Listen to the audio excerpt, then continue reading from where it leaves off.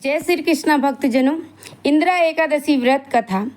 पितृ पक्ष की अश्विन के कृष्ण पक्ष की एकादशी को इंदिरा एकादशी कहलाती है। अन्य एकादशियों के व्रत व पुण्य तो व्रत करने वालों को सर्व सुख तथा अंत में मोक्ष की प्राप्ति होती है, परंतु इस एकादशी का व्रत करने से 7 पीढ़ियों तक के पितृ तर जाते हैं। इंदिरा एकादशी का व्रत करके स्वयं मोक्ष की प्राप्ति होती है और वह अपने पितृजनों को भी उद्धार करने में भी दिव्य लोकों में प्रवेश का अधिकारी बना देता है। इस एकादशी को भगवान शालिग्राम की पूजा की जाती है और तथा उनके प्रसाद में तुलसी दलों तथा अर्थात तुलसी की पत्तियों का प्रयोग अनिवार्य रूप से किया जाता है।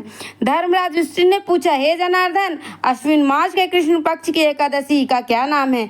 इसके व्रत की विधि तथा फल क्या है? सो कृपा करके कहिए। श्री कृष्ण ने कहा, हे राजन, इस एकादशी का नाम इंदिरा एकादशी है। यह एकादशी पापों को नष्ट करने वाली तथा पितरों को अधिगति से मुक्ति दिलाने वाली है। आप ध्यानपूर्वक इसकी कथा सुनो। इसके सुनने मंत्र से वाजपेय यज्ञ का फल प्राप्त होता है। सतयुग में महिष्मति नाम की एक नगरी थी। उसमें इंद्रसेन नाम का एक प्रजापति राजा धर्मा पूर्वक अपनी प्रजा का पालन करते थे।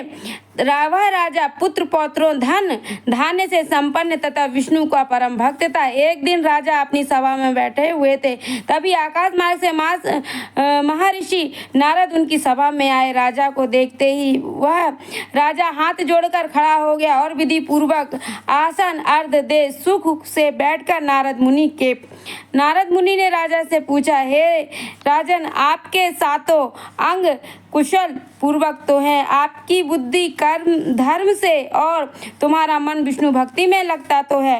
देव ऋषि नारद की बातें सुनकर राजा ने कहा, देव ऋषि, आपकी कृपा से मेरे राज्य में सब कुशल पूर्वक तथा यज्ञों कर्मादि सुकृत हो रहे हैं। आप अपने आने का आगमन का कारण कहिए। तब नारद जी ने कहा, हे राजन, आश्रय देने वाले मेरे वचनों को सुनो। एक समय ब्रह्मलोक में से मैं यमलोक को गया।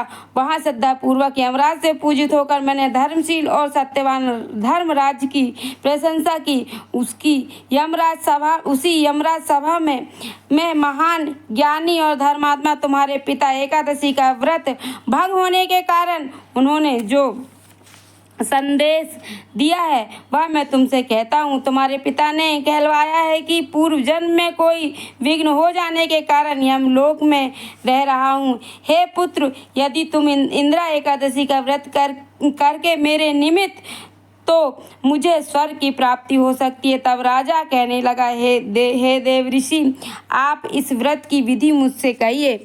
नारद जी बोले, राजन, अश्विन मास के कृष्ण पक्ष की 10वीं के दिन प्रातः काल श्रद्धा से स्नान आदि करना चाहिए। इसके पश्चात दोपहर को भी स्नान करना चाहिए। एक समय जल में रहकर निराहार श्रद्धा पूर्वक पितरों का श्राद्ध करें और एक समय भोजन करें तथा रात्रि को पृथ्वी पर शयन करें। दूसरे दिन अर्थात एकादशी के दिन प्रातः काल दातून करें और स्नान करें। इसके पश्चात भक्ति पूर्वक व्रत करने का संकल्प करें। संकल्प करने ते समय भगवान की श्रद्धा पूर्वक कहे, हे प्रभु, आज मैं निराहार रहूंगा और समस्त भोगों का त्याग कर कल भोजन करूंगा। हे भगवान, आप मेरी रक्षा करने वाले हैं, आप मेरे व्रत को पूर्ण करें। इस प्रकार आचमन करके दोपहर को शालिग्राम की मूर्ति के फल फूल रख कर उनकी पूजा करें। शाम को भगवान की पूजा में धूप दीप 9 वेद आदि से पूजन करें तथा रात्रि को जागरण करके उसके उपरांत द्वादशी के दिन मौन होकर बंधु बांधवों सहित भोजन करें। इस बन रही बस यही एकादशी की इंदिरा एकादशी व्रत की विधि है। हे राजन, यदि तुम भक्तिभाव से इस व्रत को करोगे और तुम्हारे पिता अवश्य ही स्वर्ग को प्राप्त हो जाएंगे। देव ऋषि नारद जी राजा को यह सब उपदेश देकर अंतर्ध्यान हो गए। राजा ने इंदिरा एकादशी के आने पर बंधु बांधवों सहित दरबारियों सहित इस व्रत को किया। इस व्रत के प्रभाव से आकाश से पुष्पों की वर्षा हुई और राजा का पिता यम लोक से गरुड़ पर चढ़कर स्वर्ग को चले गए। राजा इंद्रसेन की एकादशी के व्रत के प्रभाव से इस लोक के समस्त सुख भोग कर अंत में स्वर्ग लोक की प्राप्ति होती है। श्री कृष्ण भगवान ने अंत में कहा, हे धर्मराज युधिष्ठिर, इंदिरा एकादशी का व्रत का महत्व है। इस कथा के पढ़ने व सुनने मात्र से सबके समस्त पाप नष्ट हो जाते हैं और अंत में स्वर्ग की प्राप्ति होती है। कहने का मतलब है कि अगर आप इस व्रत को रखते हैं, उसका संकल्प करते हैं और वही व्रत उसका जो पुण्य है अपने पितरों को, अपने पूर्वजों को दे देते हैं, तो उनकी मुक्ति हो जाती है और उन्हें समस्त स्वर्ग में वास मिलता है एवं समस्त सुखों की प्राप्ति होगी। ऐसा इस भगवान कृष्ण और युधिष्ठिर संवाद में कहा गया है।